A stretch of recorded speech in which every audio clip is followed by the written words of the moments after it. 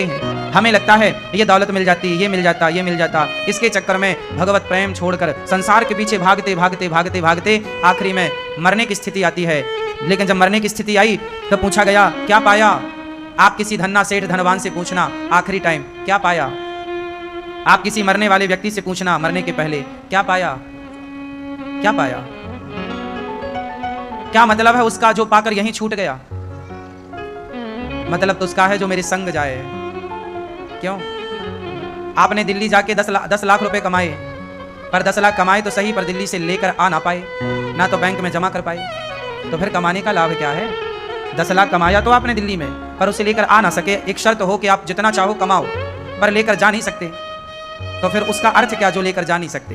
हम संसार की हर संपदा को लेकर जा नहीं सकते, एक चीज लेकर जा सकते हैं। बताओ क्या? जो लेकर जाते हैं क्यों ना उसके पीछे भागा जाए। मीराबाई कहती हैं कि जो मैंने कमाया है वो मैं लेकर जा सकती हूँ, जो मैंने कमाया है वो मैं लेकर जा सकती हूँ। क्या लेकर जा सकती हैं मीराबाई? मीरा ने जो धन कमाया है वो लेकर के जाने वाला धन है, और वो धन है राम नाम का धन। कुछ ऐसा कमाओ चक्कर में ना पड़ो, बड़ा नुकसान होगा। मीरा जी कहती हैं कि जन्म जन्म की पूंजी पाई, जन्म जन्म का जो मेरा हिसाब बाकी था वो आज पूरा हो गया।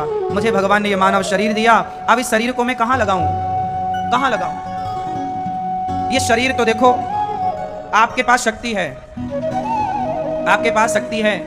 अब ये शक्ति चाहे आप भोगों में लगा दो, चाहे भजन में लगा दो, ताकत तो दोनों जगह लगती है। ये शक्ति चाहे क्रोध में गमा दो, चाहे शांति में लगा दो, शक्ति तो आपकी उतनी ही है। और ये ध्यान रखना, ये शरीर भी धीरे धीरे आपका साथ छोड़ रहा है। धीरे धीरे आपकी उम्र बढ़ रही है, आपकी उम्र बढ़ रही है और आपकी आयु घट रही है। शरीर धीरे धीरे जर्जर हो रहा है। सारी संपत्ति कमा कमा के रख दोगे, लेकिन जो कमाओगे वो यहीं रह जाएगा। हम तो चाहते हैं कि कुछ आप ऐसा कमाओ जो आपके साथ जाए, और वो साथ जाने वाला धन क्या है? पायो जी मैंने राम रतन धन पायो। आपके भक्ति का धन, प्रेम का धन, पुण्य का धन आपके साथ चलता है, वो कभी आपका साथ छोड़ता नहीं। इसलिए संसार के लिए ही ना कमाओ, कुछ अपने लिए कमाओ। जो आप कहते हो ना हम कमा रहे हैं, वो आप किसके लिए कमा रहे हैं? परिवार के लिए। कुछ अपने लिए कमाओ। आप अपने लिए क्या कमा सकते हैं? भगवत प्रेम। थोड़ा सा वक्त शाम को अर्पण किया करो, थोड़ा सा वक्त शाम को अर्पण किया करो।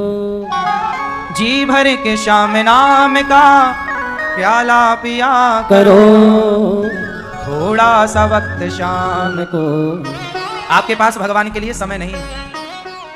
संसार में आप लोग ऐसे उलझ गए हैं कि भगवान के लिए समय ही नहीं है। चित्त शांत करके शांत मन से बैठकर उस परमात्मा को रिझाओ। भगवान को, हे प्रभु मैं आपसे बिछड़ गया हूं, मुझे स्वीकार कर लो। आप किसकी संतान हो? त्वमेव माता च पिता त्वमेव। हम सब भगवान की संतान हैं। हम भगवान के बच्चे हैं, पर संसार में उलझ गए हैं, संसार को अपना कहने लग गए हैं। हम यहाँ के नहीं हैं। आप लोग वृंदावन के हो क्या? कहाँ के हो? जहाँ के हो वहाँ जाओगे कि नहीं?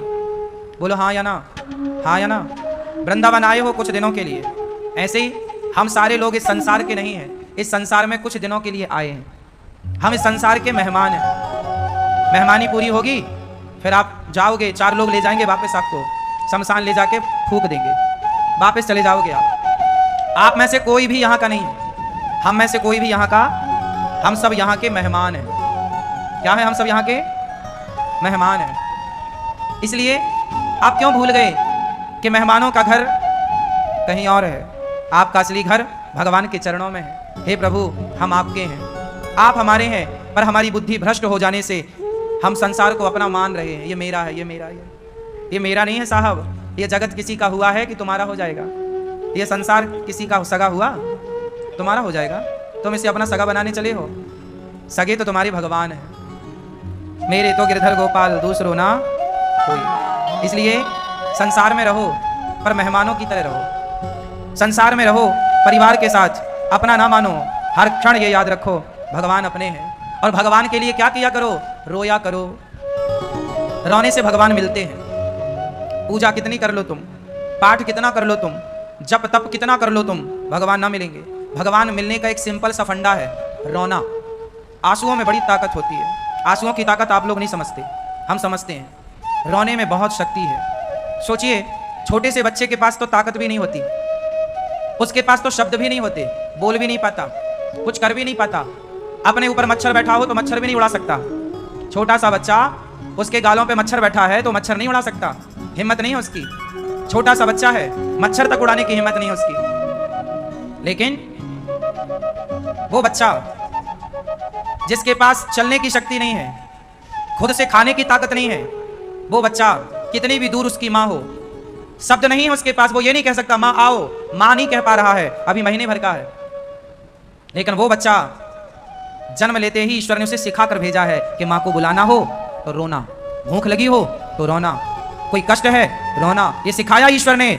और भगवान से बच्चे ने पूछा कि प्रभु आपको बुलाना हो, माँ को बुलाना है तो रोना, खाना चाहिए तो रोना, दूध चाहिए तो रोना, कोई कष्ट है, सर्दी गर्मी लग रही है तो रोना, पर आपको बुलाना हो तो क्या करना पड़ेगा? भगवान बोले मुझे भी बुलाना है तो रोना, मैं भी आऊंगा।